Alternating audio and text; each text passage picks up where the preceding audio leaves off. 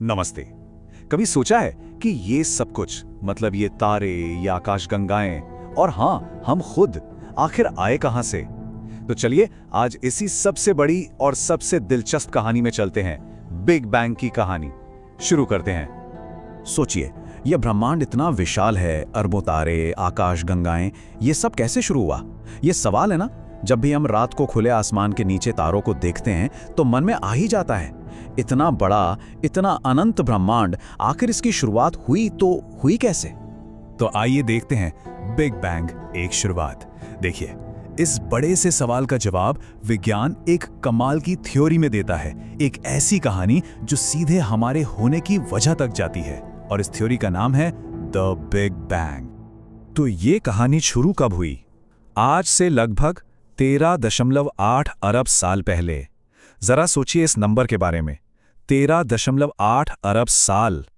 इतना लंबा समय है ना कि हमारा दिमाग ठीक से इसकी कल्पना भी नहीं कर सकता।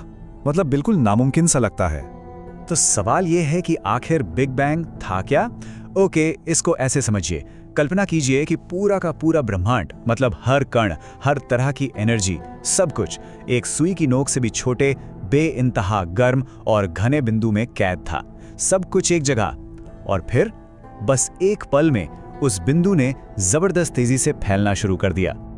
अब यहाँ एक बहुत बड़ी गलतफहमी है जिसे दूर करना जरूरी है। देखिए, बैंग शब्द सुनकर लगता है जैसे कोई बम फटा हो, है ना? पर बिल्कुल नहीं, ये अंतरिक्ष में हुआ कोई धमाका नहीं था। असल में ये तो खुद अंतरिक्ष का जन्म था। स्पेस और टाइम, समय और स्थान, दोनों उसी पल पैदा हुए और हर दिशा में फैलने लगे। आइए अब देखते हैं सबूत क्या है। ठीक है, ये कहानी सुनने में तो बड़ी कमाल की लगती है, लेकिन थोड़ी अनबिलीवेबल सी भी है, नहीं? तो सवाल ये उठता है कि क्या ये सिर्फ एक कल्पना है या साइंटिस्ट के पास इसके कोई ठोस सबूत भी हैं? तो हाँ, ये सिर्फ एक थियरी से कहीं ज्यादा है। आखिर वैज्ञानिक इतने विश्वास से ये सब कैसे कह पाते हैं? चलिए देखते हैं। इसके पीछे दो सबसे बड़े सबूत हैं। पहला, कॉस्मिक माइक्रोवेव बैकग्राउंड यानी CMB। आसान भाषा में इसको बिग बैंग की बची हुई हल्की गर्मी या आफ्टरग्लो समझ सकते हैं। एक ऐसी कॉस्मिक गूंज जो आज भी पूरे ब्रह्मांड में हर जगह है। ये उस सबसे पहले प्रकाश की एक धुंधली सी याद है। और दूसरा सबूत वो मिला आकाशगंगाओं को देखने से।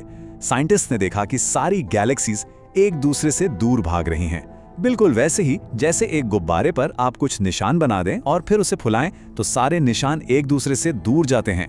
इससे साफ है कि ब्रह्मांड आज भी फैल रहा है। तो आगे बढ़ते हैं, अनदेखी ताकत। लेकिन कहानियां खत्म नहीं होती, क्योंकि इस कहानी में कुछ ऐसे रहस्यमय खिलाड़ी भी हैं जिन्हें हम देख नहीं सकते, पर उनका असर पूरे ब्रह्मांड को चला रहा है। और सबसे हैरान करने वाली बात पता है क्या है? वो ये कि हम जिस चीज को देख सकते हैं, छू सकते हैं, समझ सकते हैं, वो पूरे ब्रह्मांड का सिर्फ 5% हिस्सा है। सिर्फ 5%। बाकी का 95% ब्रह्मांड दो अनदेखी ताकतों से बना है। एक है डार्क मैटर, इसे आप एक कॉस्मिक गोंद समझ सकते हैं जो अपनी ग्रेविटी से आकाशगंगाओं को बिखरने से रोके हुए है। और दूसरी है डार्क एनर्जी। ये एक और भी अजीब ताकत है जो ब्रह्मांड के फैलाव को धीमा करने के बजाय और भी तेज कर रही है। अब आते हैं एक बहुत बड़ी बहस पर। कोई प्लान था? हमने ये तो जान लिया कि ब्रह्मांड कैसे बना, पर अब एक और भी गहरा और शायद सबसे बड़ा सवाल सामने आता है। एक ऐसा सवाल जो साइंस की सीमाओं से परे है। सवाल ये है कि ये सब क्यों हुआ? तो क्या ये पूरा ब्रह्मांड, हमारा होना, बस एक रैंडम एक्सीडेंट था, या फिर इसके पीछे कोई कॉस्मिक प्लान, कोई बड़ी योजना थी? ये वो सवाल है जिसने सदियों से बड़े बड़े दिमागों को उलझा रखा है। क्या हम बस एक कॉस्मिक संयोग हैं, या इस पूरी विशाल रचना के पीछे कोई मकसद है? इस बहस के ना दो पहलू हैं। साइंस यानी विज्ञान हमें प्रोसेस बताता है, यानी कि ये सब किन भौतिक नियमों की वजह से हुआ, फिजिक्स, केमिस्ट्री, ये सब कैसे काम किया। लेकिन साइंस पर्पस नहीं बताता, मतलब उद्देश्य। ये सवाल हमें साइंस से दूर दर्शन और विश्वास की दुनिया में ले जाता है कि क्या ये सब बस नियमों का एक नेचुरल नतीजा था, या फिर इन नियमों को बनाने वाला भी कोई था। चलिए अब इस कहानी को थोड़ा पर्सनल बनाते हैं, हमारी कॉस्मिक कहानी। क्योंकि आखिर में देखा जाए तो ये सिर्फ तारों और आकाशगंगाओं की कहानी नहीं है। ये हमारे अपने वजूद की, हमारे अस्तित्व की कहानी है।